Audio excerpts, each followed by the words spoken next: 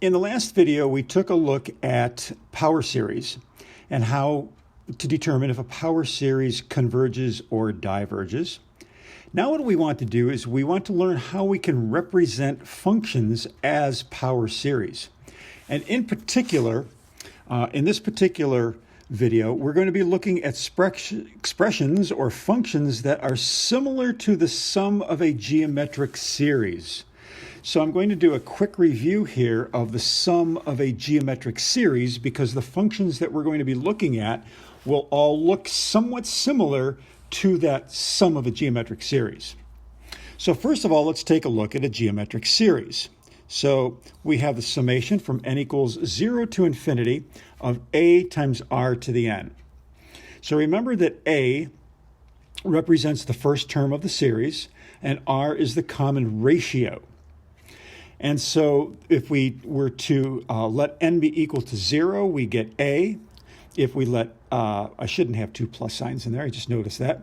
When n is equal to 1, we get a times r to the first, which is ar. When n is equal to 2, we get ar squared. N is equal to 3, we get ar cubed, on and on and on, all the way up to 8r to the n. Well, we have a formula that was derived in another section on what the sum of that series would be. And that would be the nth partial sum formula. The nth partial sum formula for a geometric series is a over 1 minus r. So we have an infinite geometric series, and we can determine what it all adds up to, what its sum is, by using this formula. So what we can conclude then is since this geometric series, the summation of a times r to the n, is equal to this, then we can say that the series is equal to a divided by 1 minus r. Well, if we think of this here as being a function, a over 1 minus r, if we think of that as being a function, we replace the r with an x as we're about to do, then we have an interesting relationship. So let's take a look. Oh, and as far as convergence go, we know that a geometric series converges when the absolute value of r is less than 1, diverges when it is greater than or equal to 1. So we can determine the interval of convergence, either in interval notation or in non-interval notation. So using a geometric series, we can now express certain functions as power series and determine their interval of convergence. So as an example, let's take the series x to the n. Looks very similar to a times r to the n, a geometric series. And if we write out the first 4 terms of the sequence, we get this. And that is actually a geometric series. In this particular case, a is equal to 1, as I wrote down here, and the common ratio r is x. So when we think of it that way, then we can say that the sum of that geometric series is 1 over 1 minus x, just like up here we had a over 1 minus r, except now a is equal to 1 and r is equal to x. So therefore, we can say that this function, 1 over 1 minus x, which is a rational function, is equal to this power series, x to the n. And so this is what we're going to do to write certain functions that resemble the sum of a geometric series as power series. So let's do a couple of examples. And again, we can determine the convergence the same way we did before we replaced r with x. So in this first example, we have the function 5 over 1 minus x. Now our objective here is to create a power series that will represent this function. Well, we notice that, wow, this looks a lot like the sum of a geometric series, a over 1 minus r. Except in this particular case, a is equal to 5, and if I let r be equal to x, then these two things are one and the same thing. Well, that means that the function 5 over 1 minus x could be rewritten as a power series where in the form of a r to the n, where a is equal to 5 and r is equal to x raised to the n power. And that's all there is to it.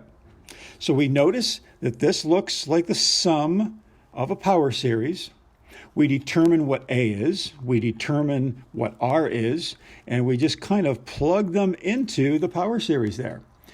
As far as determining the convergence, we know that when the absolute value of r is less than 1, well, r is now x, so when the absolute value of x is less than 1, it will converge. And so that's the same thing as saying that x is less than 1 or greater than or equal to negative 1. And writing that in interval notation, this power series will converge from negative 1 to 1, not including those. Next one. These will get just slightly more complicated. So we have a function f of x is equal to 1 over 1 plus x squared. We want to write a power series that will represent that function. Well, we notice once again that it looks somewhat like the sum of a geometric series. And so in this particular case, a would be equal to 1 and r is equal to negative x squared. Now the way that you can get that is what I showed here. Rewrite 1 plus x squared as 1 minus a negative x squared, because notice that in the sum of a geometric series, we have a minus in the denominator. It's 1 minus r, not plus r. So we have to rewrite this as a subtraction problem. Not hard, just minus a negative x squared. All right, so that means that the minus x squared is my r, which means that the function 1 over 1 plus x squared is equal to the power series, summation from n equals 0 to infinity, of a, well, a is just 1, times r, which is negative x squared, to the nth power. So that would be good right there, but we want to rewrite that a little. We've got that negative in there, and what we can do is we can essentially factor out that negative. So we can factor out the negative as negative 1 to the n times the x squared to the n, because we know that if we were to multiply these together, we would end up with this. And then the last thing I did was when we have x squared to the n, to just write that as x to the 2n. A power raised to a power, you just multiply. And so that's how I came up with this. And that in general is a good thing to do. Factor out this power of negative 1. Well, now to determine if, so this is the power series that represents the function. And to determine if it converges, we have to let the radius, which is the negative x squared, the absolute value of that, be less than or equal to 1. And so then we can go through. Now this may be a little bit confusing, and I'll explain that again in a little more detail. But basically, the interval of convergence is going to be from negative 1 to 1. The reason it might be a little bit confusing is because of this squared term in here and thinking that this becomes an imaginary number. But we're just going to omit that for now.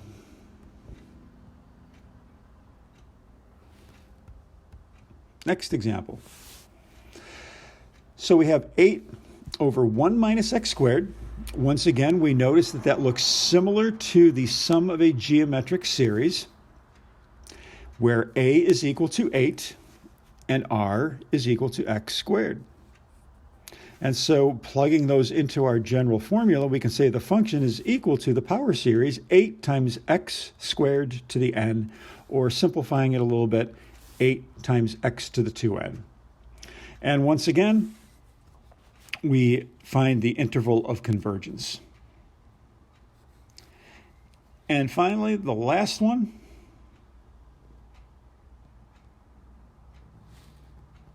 Let's do that in red. We have f of x is equal to x squared over 4 plus x squared. That looks somewhat similar to the sum of a geometric series, except we have to do a little bit of rewriting of the denominator. First of all, this has to be a 1. Well, we have a 4, so I have to factor out that 4. The other thing I have to do is I have to change that plus sign to a minus sign. So doing both of those right here, I factor out the 4, and then I change the plus to a minus and negative. And so you can confirm that if you were to multiply this through, that you will get the denominator over here. So what do we do with that 4 in the denominator? Well, what we can do is we can multiply the numerator by 1/4. And so 4 in the denominator is 1/4 in the numerator, which gives us x squared over 4 in the numerator, which becomes our a. And so a is x squared over 4.